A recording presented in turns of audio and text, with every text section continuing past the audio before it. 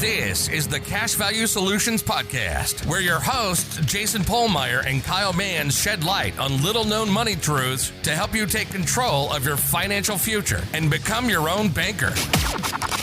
Subscribe, rate, and review the show, and check us out at cashvaluesolutions.com. Hey everybody, welcome back to the Cash Value Solutions Podcast this week. What do we have on tap, Kyle? Well, we're going to go over how you shouldn't expect your policy alone to earn you enough rate of return to live off of or to thrive off of. And I guess to lead in and get started on this, I would say the first time I read Becoming Your Own Banker, and then I actually read it, the beginning, got to the illustrations, I didn't skip to them, started going through that and studying them.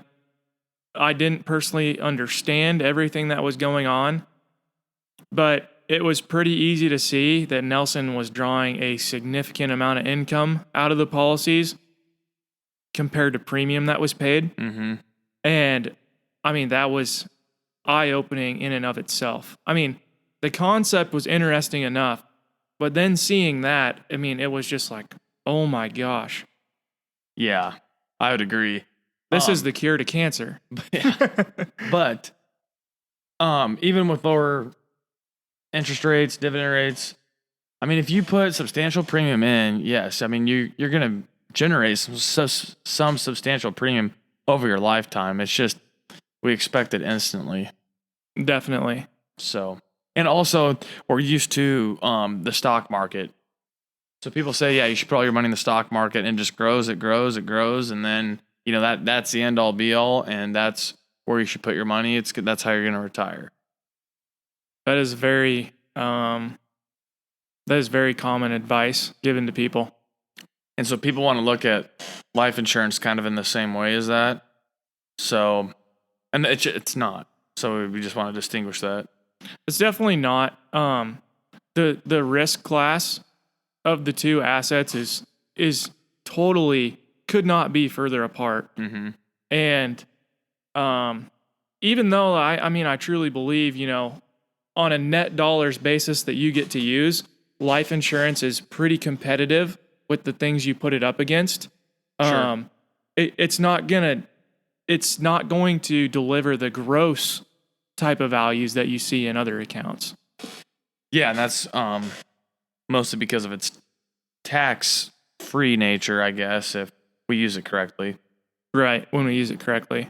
So, and I guess the real point that Kyle and I want to bring home in this podcast is that when you start an IBC policy, it can be very common for people to start a policy, start putting money into it, and not use that policy actually. Sure.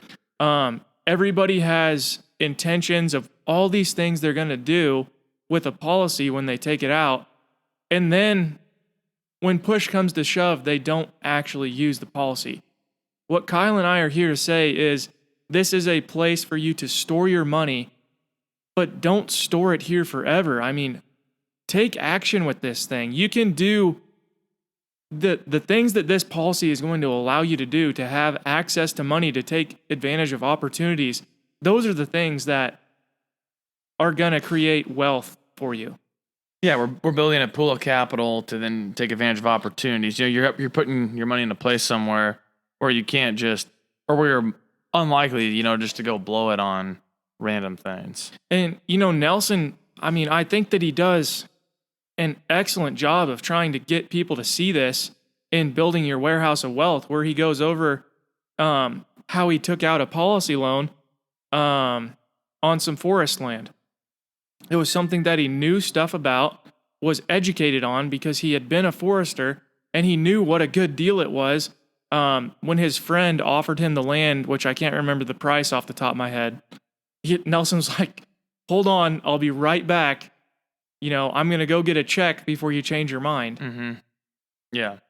But see, that was the mindset that Nelson had. He never viewed this policy as something that was on its own, the best thing since sliced bread. I mean, it was the things that it allowed him to do that he loved about it, and why he shared with us the infinite banking concept. Yeah, it's just really meant to be icing on the cake, create that tailwind for you. You could get by in life without IBC. It's just your life's going to be a lot easier with it. And it's going to just add that tailwind to your business or whatever you're already doing. Or as some people like to say, that it'll add jet engines to what you're already doing. Yeah.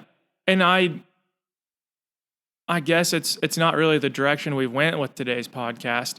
But I know that for some of you that are out there researching the infinite banking concept, it can seem like it will be forever before you ever get to that point with an IBC plan, because it's a long-term strategy.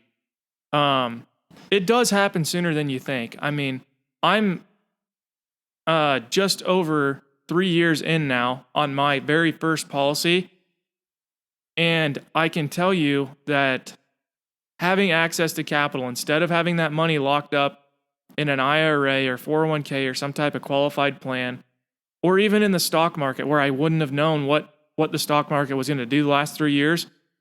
I mean, it's opened up this land opportunity for me, which I'm going to, knock on wood, I'm going to do very well on. Mm-hmm. So, yeah. And you don't have the government as a partner in this storage of capital.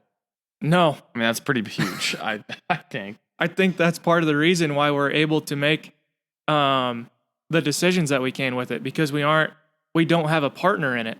Yeah, you're not beholden to certain rules, like you can't access this much by a certain age, or there's a penalty. Yeah. So those things are all huge, and they're what allow you to do those things in your life, whether that's business, whether that's investing, whether that's being a lender of some sort to other people. The policy is a tool that allows you to do that. But to me, if you don't have the mindset of the infinite banking concept, the mind is the most powerful thing, okay? You need to understand how to use the tool. But if you don't have that mindset of what to do with it, it's not that special. Yeah, definitely. That's a good way of putting it. So, one way that you can look at this, where it makes sense to park it, later in life, if you're trying to move money out of more volatile assets or whatever, the stock market, anything like that, it's a great place to park some money if you're insurable, to add a little value on top of it, lock in the gains you've made wherever they've been, and then it's easy to distribute that money, on your passing to whoever you want. Absolutely. That is a fantastic, that's what life insurance is sort of meant to do, for estate planning, to take care of any debts, to have liquid money, to distribute, to help, if there's a house, that somebody gets, well, then somebody else needs money or land, life insurance is a huge tool to be able to make those things happen. Sure. And it may not matter, rate of return, but it shouldn't be an excuse for not having a policy set up for your needs. So, if you need cash up front, maybe that policy should be designed then for, early break evens or, quicker capitalization period. If you want to pay in for an extremely long amount of time, then your policy needs to be set up that way. So I guess I know some people can just say, oh yeah, rate of return doesn't matter, things like that, because you're using this money. What's the external rate of return going to do? It's well, that's important. You can have both. You can have a good external rate of return on, your access to capital inside the policy, while having a pretty decent rate of return in the policy as well. A pretty decent internal rate of return. So, and we can't affect what that rate of return is going to be totally. Some of that is dependent on dividend rate. Sure, we can do things to optimize cash accumulation inside of a policy with design, but we cannot control what the company's dividend rate is going to do. No. We can't control what the loan rate is going to be on the policy loans unless we get direct recognition with a fixed loan interest rate. Yeah. But those are things that we have to have in mind. It's important to do what we think we're going to do. If we want to pay $30,000 of premium a year, if you don't do those things, understand that you have that right not to with an IBC design policy. You can pay in less. but it's going to affect policy performance And access to capital. and access to capital. But just remember, ultimately, access to capital is the most important thing that we're creating with the IBC plan. It isn't the fact that the policy is going to produce this astronomical income for us in the future, or the fact that the rate of return is so great compared to what other type of strategies you can do with the same risk profile. That's why we do it. Ultimately, the policy does not make us rich, and give us all this wealth. I mean, it does good. It does what it's supposed to do. But the mindset and having the access to capital, that the infinite banking concept, the thought process, the action of accumulating capital, that is what ultimately will lead you to decisions that can potentially provide you with the wealth that you're seeking. Yeah. And we don't advocate for just, blindly doing this. Not everybody's a candidate for this. If it costs you, more to access this capital than it could, anywhere else, if you're not receiving a net benefit, it doesn't make sense to do this. Sure. And that's, how we talk about, using your policy in today's environment, using it and adapting it to fit your own needs.